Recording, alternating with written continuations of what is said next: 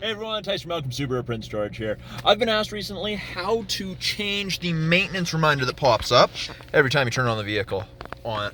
So we're gonna be using the screen up here. So the multifunction display. So the way we change screens, we hit the info button.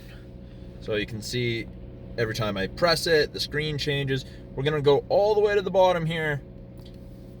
And then we're gonna push and hold the info button. So this is to get into settings. So then we see time, date, display, beat, maintenance, initialize. There's a couple other screens as well. But the way we play with that is on the steering wheel, we've got two arrows and then our set button, which is kind of like enter or select. So I'm gonna use the down arrow and I'm gonna go down to maintenance. And then maintenance schedule, you go down, select it. You can set your own maintenance. Or go back if oil filters popping up or engine oil. So go in. So this one's set for May 8th of 2020. Now, if I wanted to adjust that, say I wanted to set it to, we'll say July, I would select it with the set button. I would go up twice. I would hit the set button again.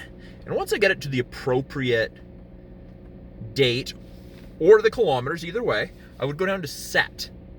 And settings complete, it would adjust it. It would make that warning or reminder every time you turn on your vehicle disappear. Now, to get out of this, you can either hit the up arrow and go down to go back, or if you just hit the info button again, it takes you back to the settings screen. And there you go.